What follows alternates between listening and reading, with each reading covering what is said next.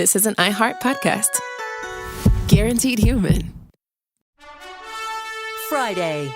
Kick off the Winter Olympics in style with the opening ceremony from Italy, featuring a special performance by Mariah Carey. Celebrate the greatest athletes from around the globe as they come together to go for gold. Lindsey Vonn, sensational! The opening ceremony of the Winter Olympics. Ilya Malinin. Redefining the sport. Friday at 8 Eastern, 7 Central on NBC and Peacock. Body Bags with Joseph Scott Morgan. I can't really speak for little girls, but for little boys, having formerly been a little boy, one of the coolest things I used to like to do is to build a fort. And it could either be a fort outdoors, or if you had a few dining room table chairs, in my case, that my granny would let me use, all it took was to take those chairs to a special area of the house and throw a blanket over them. That's a rudimentary fort. And you can have all kinds of going on in your mind. You can be under attack. You can set up defensive positions. Or you can just sit there and be in that space when all hell is breaking loose in your family and you just want a quiet place to escape to. We're going to talk about a case. Actually, it's a disservice to say that we're going to talk about two cases, both connected, both in life and in death and in blood. Today, we're going to talk about two little kids that were found hanging in their mother's basement. I'm Joseph Scott Morgan, and this is Body Bags. Dave, there's one location I lived in when I was 9, 10. And I, for those of you that have, know something about my background, my family history, I'd love to escape. I love doing two things. I love to escape into books, which I spend a lot of time doing. And I love to go out to the woods. And there's a peace that exists there. But, for some kids, I didn't grow up with a basement, but I've often imagined if you could get away, you would want to go to a basement, perhaps some quiet, dark area where you could pretend that the rest of the world is not happening, if you know what I mean, that you freeze that moment in time. You're seeking that place of peace. And in today's cases, and Dave, I want you to admonish me if I say that in singular. These are cases. It's not just a singular death. We've got two precious little babies that have died, and they have died. We'll go ahead and tell you right now, they have died at the hand of their convicted mother now. And this is, I have to admit, this case was not on my radar. And it popped up, and I think you and I have some pretty strong feelings about this going forward. When it happened, September of 2019, it happened on my oldest son's birthday, September 23rd, 2019. Oh. And I remember the case when it happened because it was horrific. But even from the very beginning, when you hear a story and the headline is 2 children, 8 and 4, found unconscious in their basement. I'm trying to remember the actual phraseology that was used because the children were found hanging in the basement. And the immediate impact on that is what happened before that led up to this. Was no one paying attention? Was this an older child that killed a younger child and then tried to kill himself? I mean, there are so many different things to take off with. Yeah, and when you hear particularly mental health professionals, and they talk in these very clinical terms about the taking of one's own life. There's two kind of markers that you look for and you listen to. And I've had to listen to a lot of psychiatrists and psychologists and social workers over the course of my career when I was investigating suicides. And keep in mind,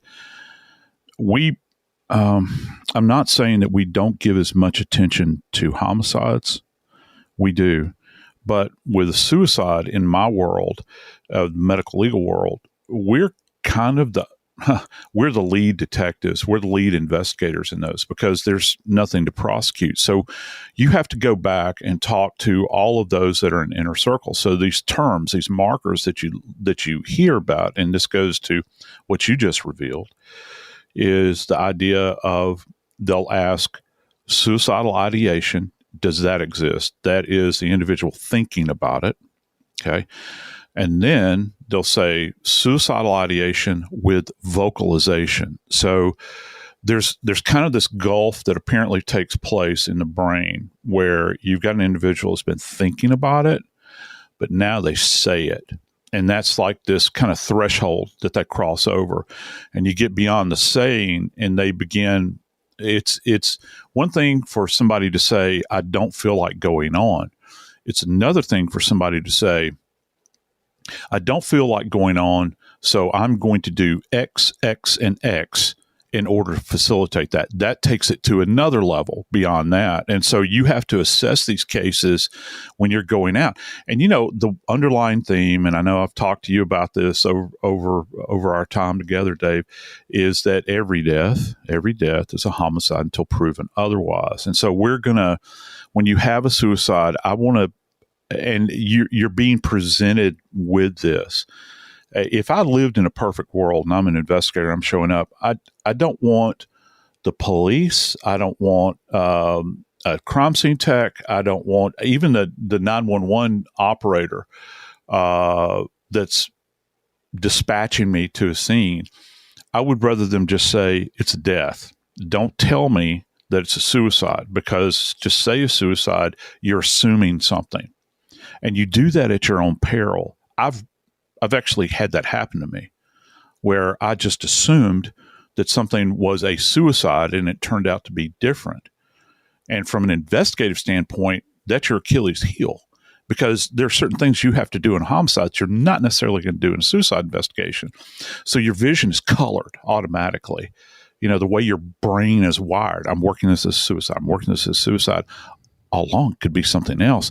And how much more so with a double hanging, which is something that is so beyond the pale of my experience. I'm not talking about everybody else.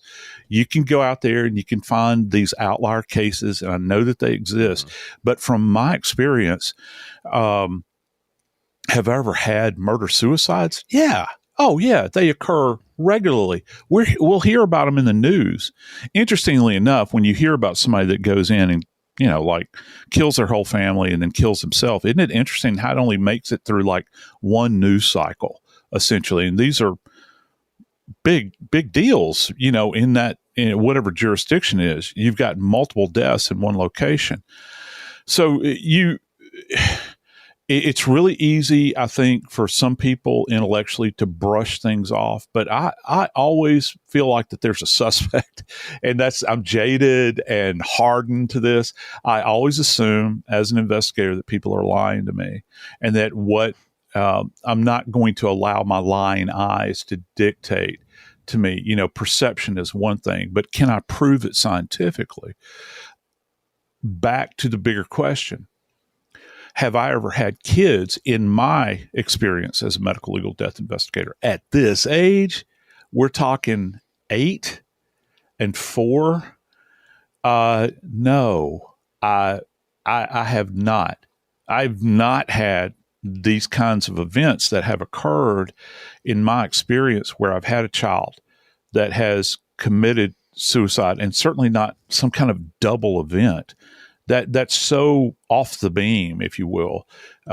This is, if this were a real thing, okay, if it were real, this is the kind these are the kind of cases, Dave, that people that do research on, they would write papers about this. Okay. A double suicide of an 8 and a 4-year-old. Just let that seep down into your groundwater just for a second and begin to think about that. What are the odds you're going to have two kids that are going to simultaneously make a decision like that and end their lives? And listen, this is not like, we're not talking, Dave, about a firearm who, we have to say, what 8 and 4-year-old are going to be able to wield a weapon. Now, have I ever worked accidental shootings with kids? Yes. Yes. That's a thing. It happens with some frequency. Okay. But we're talking about something that's really complex here, Dave. We're talking about, with hangings, you have to, first off, identify a ligature, a suitable ligature. Then you have to calculate, is this going to be sufficient to the task at hand? Like if I'm looking to take my life, all right, where do I tie it off? How do I secure the knot where I'm anchoring the thing? Then how do I tie a noose, which to this day I've tried to understand. I remember there was a case many years ago where I had a guy that had tied an authentic hangman's noose. You generally don't see those, okay, where it's actually wrapped around 13 times. And I took a piece of rope and tried to do that. And I'm not a Navy guy, so I don't do well with knots. And I couldn't duplicate it. It's something that has to be practiced. I'm not saying that's what happened here, but you have to be able to understand form and function. And this is really higher level thinking when you begin to think about it or consider it. You're talking about placing a noose around your neck. Oh, and here's the other thing. How are you going to get up high enough to do it? Oh, well, we have to find a couple of chairs that we're talking about, an 8 and a 4-year-old. And you and I, we're both daddies and granddaddies. We know what a distinct difference in height exists between an 8 and a 4-year-old, particularly between a little boy and a little girl. How are we going to be able to assess that at this age? So automatically, bells and whistles are going off in my brain. And thank the Lord above, all right? Thank the Lord above that in this case, these authorities that were out on the scene, Bubba, they were like, something stinks in the state of Denmark here. It's something smells bad about this case. This is not as one of the forensic pathologists I used to work with. He said this all the time, and it kind of stuck in my lexicon. He says, this is not as advertised. And so that, you're telling me that it's a suicide. All right. You're telling me it's suicide. I ain't buying it. I'm just not buying it.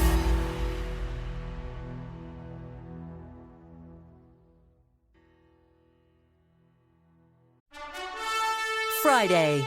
Kick off the Winter Olympics in style with the opening ceremony from Italy, featuring a special performance by Mariah Carey. Celebrate the greatest athletes from around the globe as they come together to go for gold. Lindsey Vonn, sensational! The opening ceremony of the Winter Olympics. Ilya Malinin. Redefining this sport. Friday at 8 Eastern, 7 Central on NBC and Peacock.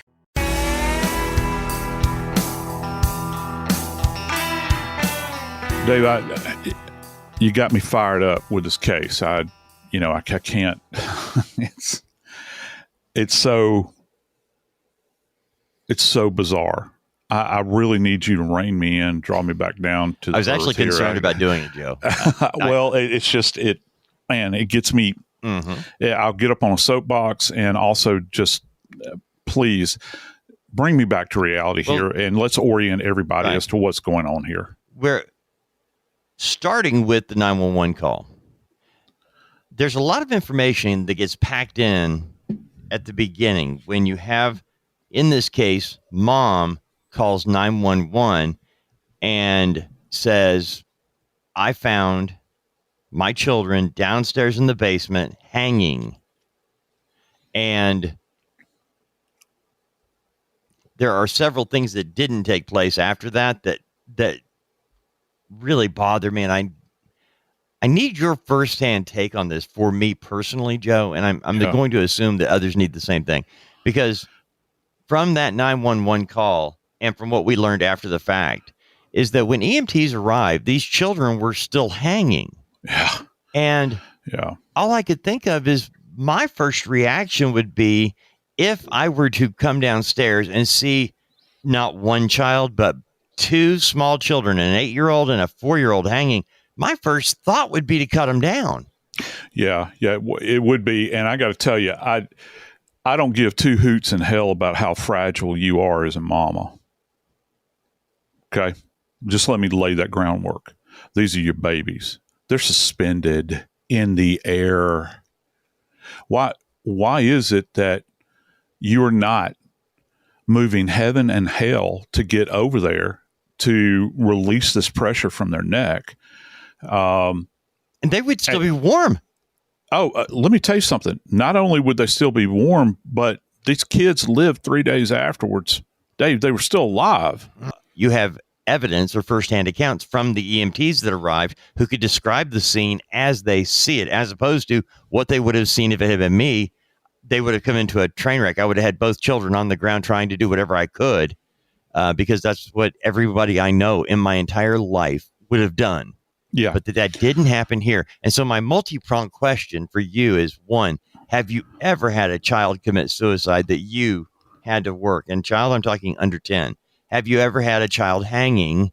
And have you ever heard of somebody finding a child in this situation and not taking them down? Yeah, let me break this down. So, in answer to the question, part A, I have never worked, me personally, I'm sure I have colleagues out there that have. I've never worked a case involving a child 10 and under that committed suicide.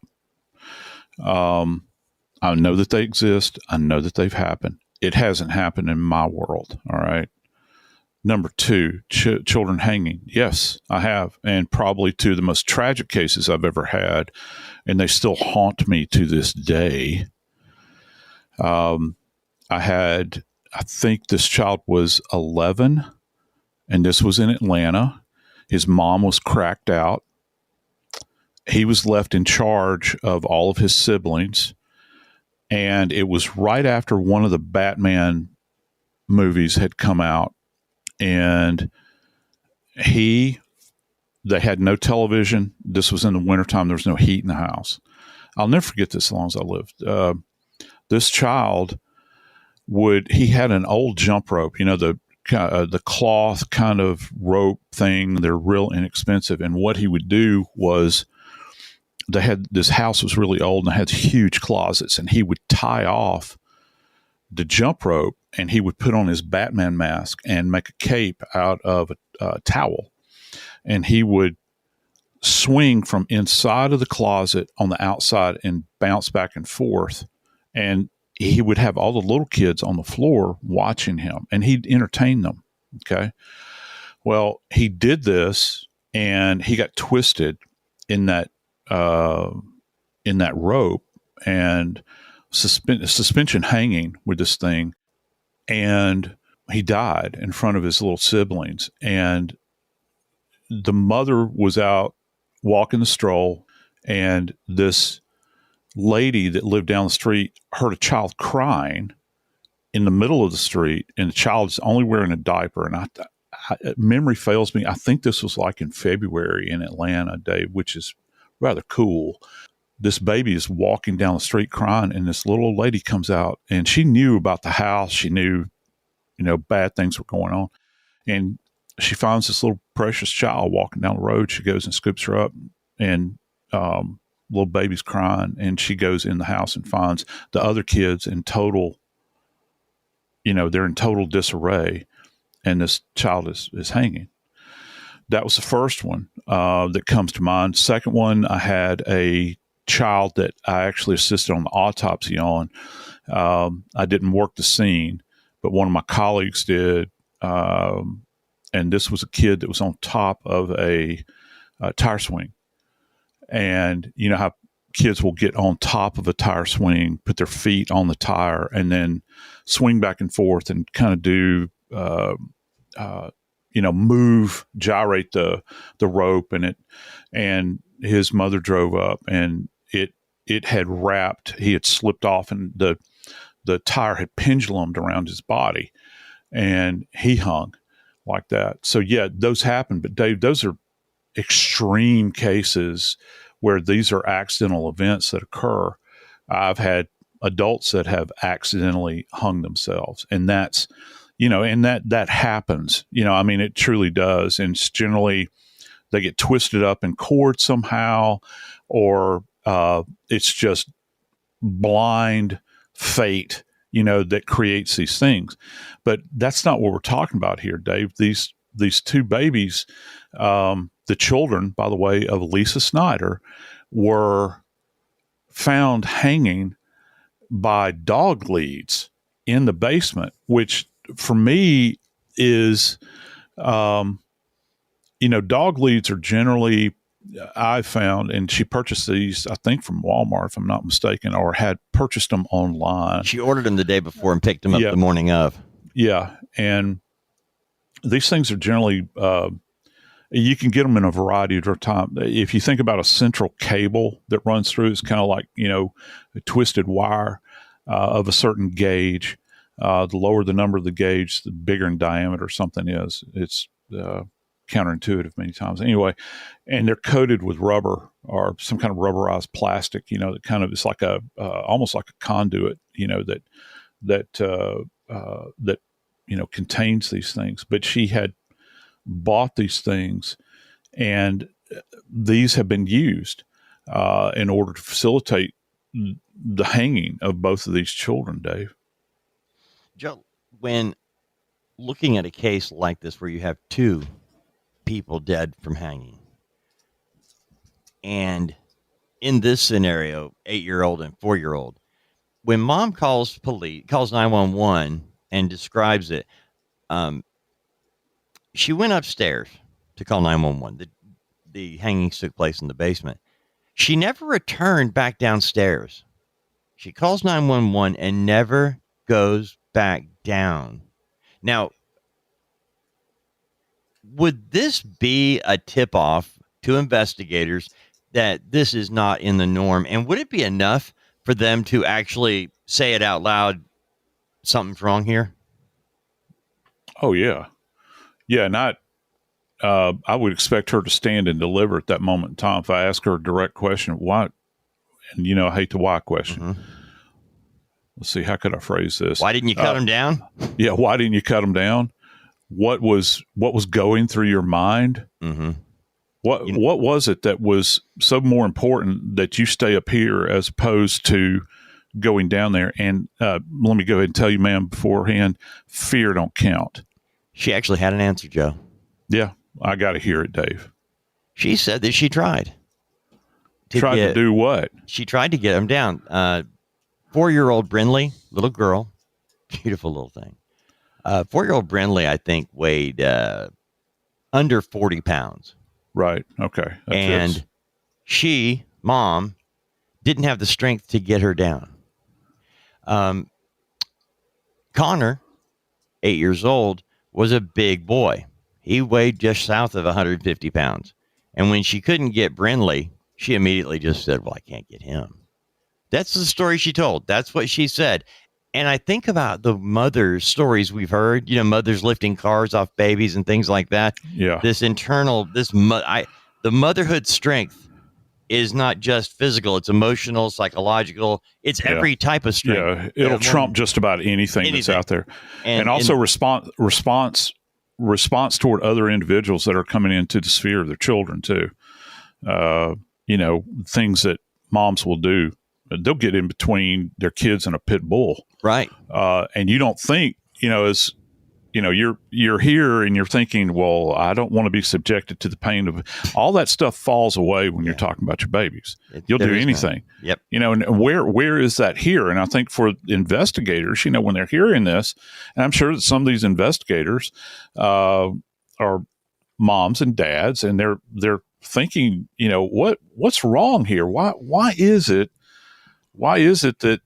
that you have not done something? And, I do know this. I do know that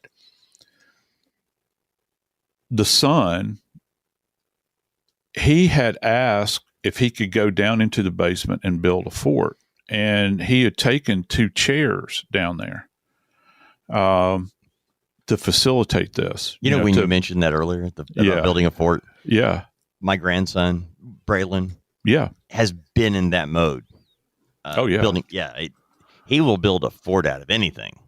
And that's what struck me as well when you were talking about that earlier. I thought, yep, he's in that zone of, and has been, Yeah, I don't, you think about Conner, who's this 8-year-old kid. We know that he has issues. And very specifically, the issues of disability for him. He has a speech issue. He has dexterity issues. He doesn't, not as, and these are things that he's growing with. And he is a big boy. I mentioned he's 8 years old. He's 150 pounds. This is a jovial child, Joe. But mom claimed from the very beginning, he was bullied at school, bullied on the bus, did not want to go to school, hated going to school. She laid out all the reasons and even said he didn't want to die alone. Her 8-year-old son, bullied at school, hates school, wants to die, doesn't want to die alone. Yeah, let's break that down real quick, because here's the deal. For every kid that is actually bullied, that's, truly being bullied in an environment. Well, first off, by virtue of this, and I know that this probably doesn't matter to Lisa Snyder at this point in time, she's got more problems on her hands, but it diminishes everybody else or every other child that's going through this kind of thing, right? And so it's almost like that's a default position many times, bullying, and you can say that, and it really doesn't require much of a deep dive. You say, "Oh, bully. Okay, well, let's roll with that." That superficiality many times kind of clouds of judgment when you're trying to do an investigation. And I think that she understood. Yeah, exactly. And so she's by virtue of that, it's my opinion that she's trying to put the police off scent. She's giving them, I got to tell you, Dave, there's something that happens when you work the death of a child. And I know this to be a fact in my world of investigations. Most of the time, parents, particularly in the immediate, one or two things happens. They're either nonverbal, or they're screaming so loud and it's unintelligible that you can't make sense out of it. There is no middle ground most of the time. You don't have somebody that when they're talking to you and you're asking them about a death of a child where, they've got that very kind of flat thing that's going on, where calm, collected, they have kind of all the plot line is there, or as they say in Hollywood, the through line is there. You don't have that. And so investigators would pick up on that. And then you go back to the idea that these, you couple that with this explanation, and then these children are suspended, still hanging when she goes down there. And here's another little thing. Those chairs that I mentioned, they're turned over. And that goes to staging. It goes to staging because you can how much effort does it take? Well, if I take the chair and I lay it on its side like this, it's going to look like they kicked the chair out from under them, in some grand thing, like the scene with Brooks in Shawshank Redemption, where he kicks rocks it back and forth. And that's kind of the classic thing. You're going to tell me that an 8 and a 4-year-old child did this, and the chairs are both lying there. And yeah, it would be horrific, but I would think it would be a greater horror if you have to look back and say, I didn't do a damn thing about this to rescue my children from death. So, for me, I think working a case like this, I'll have more questions than answers, because here's the thing. This would not have been a painless death. This would have been something that these children would have been fully aware of, that the last bit of oxygen was leaving their body. Their brain is screaming. It's on fire. Their chest, no longer capable of rising and falling. They can't take it in, because all the while, that noose created by a dog lead is growing tighter and tighter around their necks simultaneously, while the weight of their body draws them down. And there would be an awareness there. It would not be a merciful death. But I have to say, Lisa Snyder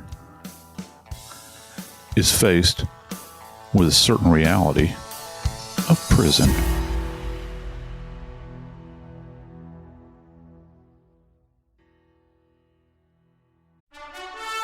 Friday. Kick off the Winter Olympics in style with the opening ceremony from Italy, featuring a special performance by Mariah Carey. Celebrate the greatest athletes from around the globe as they come together to go for gold. Lindsey Vonn sensational. The opening ceremony of the Winter Olympics. Ilya Malinin. Redefining the sport. Friday at 8 Eastern, 7 Central on NBC and Peacock.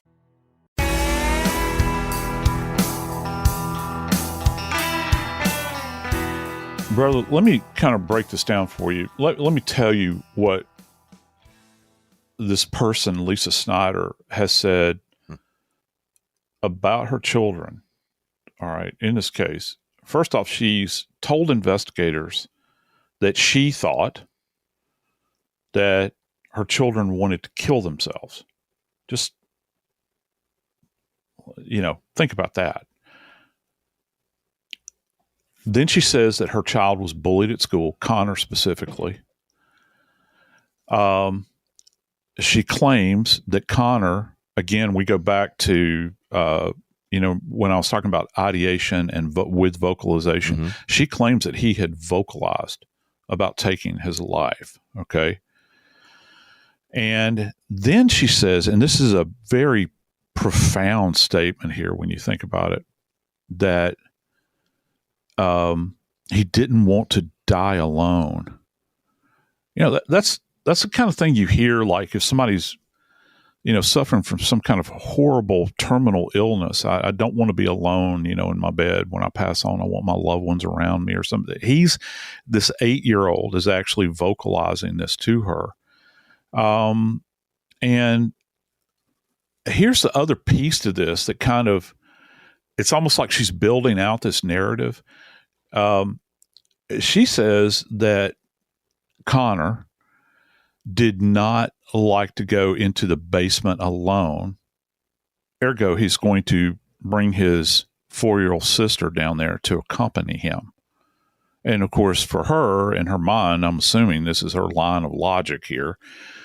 She's trying to, give the police a rationale for what she wound up bearing witness to when she went down there and saw both of her kids suspended in the basement. You think about, well, how does this work? We're not talking about like two adults that have entered into, and these cases do happen. I've actually worked a couple of these where you have two adults that have entered into a suicide pact. But that generally involves like an OD. It smacks of what we used to refer to as a final exit death, which are kind of detailed in this book that was written years ago. You have all those, but it goes to kind of a higher level thinking, something you don't expect, from an 8-year-old child. And here's the other thing. We're talking about a child that police discovered, and he's been diagnosed with apraxia. And he has a difficult time vocalizing things. His thought pattern doesn't marry up to other, but he's a jovial kid. And he's also, here's the other thing, Dave, he's also got dexterity issues that kind of accompanies apraxia. He has limited motor ability, or it's compromised. It's not the same as, say, a children on a normal developmental scale. And so the fact that you go just at a baseline, Dave, at a baseline, right. Why this is so absurd is you think about, again, the tying of everything, the facilitation of moving chairs, and then he would have had to have, if this were the case, he would have had to have taken his little sister, gotten her up on a chair, put a noose around her neck, and then kicked the chair out from under her or pushed her swinging out away from her and pulled it down, whatever the case might be. How do you explain that if this kid has this handicap, essentially? You know, how do you do that? Oh, and by the way, after this 8-year-old bears witness to what this horrible thing that he is alleged to have committed, then he's going to get on the chair and do the same thing. How does it, please explain to me, and this is obviously rhetorical, please explain to me, how exactly does that happen? Oh, okay, well, here's the other thing. You've got two siblings, one 8 and one 4. They look at one another and they go, okay, we've got the nooses set up. 1, 2, 3, go. Is that the other option that I have here? See, that's what really makes this so absurd. There's so much planning in my experience with suicidal hangings that takes place. I'm not buying it. I'm not buying it. No matter how hard you try to sell this to me. That's what it's so absurd. But Dave, as if this couldn't get any darker, please, I'm begging you. I've already heard this line about, she had mentioned to somebody that, and I'm paraphrasing here, I couldn't do it anymore. I didn't want to do it anymore, whatever the case might be, cry me a river. Right. But this thing really took another dark turn here, didn't it? Well, in today's world, there's always a digital footprint that has to be looked at. And as police were searching, they found out that Lisa Snyder had done a number of things online. She looked up topics such as carbon monoxide, hanging yourself, effective ways of hanging a person. She searched episodes of the TV show I Almost Got Away With It, which is fascinating to me because in each one of those cases, they didn't get away with it. You're not really going to learn how to get away with it. You're going to learn how they got caught. But the other thing that pops up in this, authorities recovered digital evidence that revealed photos and conversations regarding sexually explicit messages about the dog performing sexual acts on Snyder. Oh. There you have it. Right there. Bestiality. And holy moly, Joe. You've got a woman accused of killing her 2 children, ages 8 and 4. And add bestiality to it all. She's going to have a great time in prison, I think. Yeah, because, look, I know people judge folks that are in prison, and people are in for a number of reasons. There's many paths that lead there. But let me tell you something, a group of people that do exist in prison, and just let this sink in. There are mamas in prison.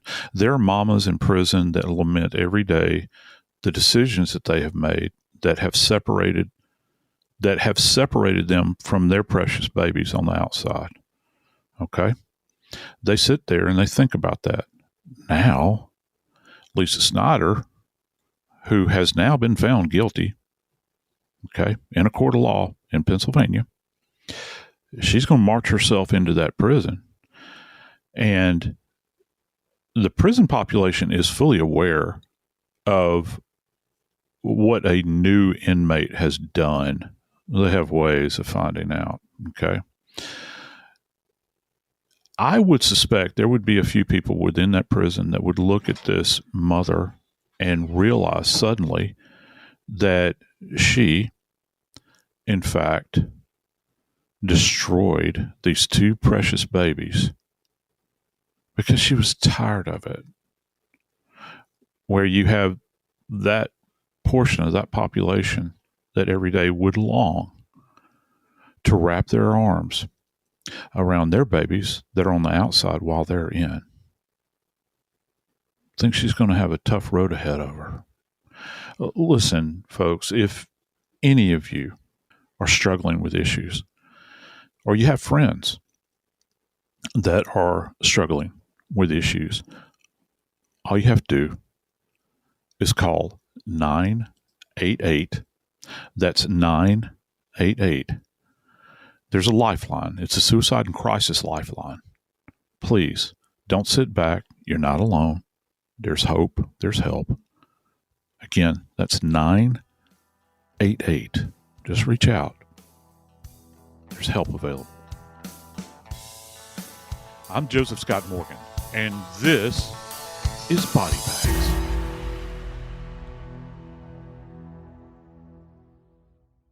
This is an iHeart podcast. Guaranteed Human.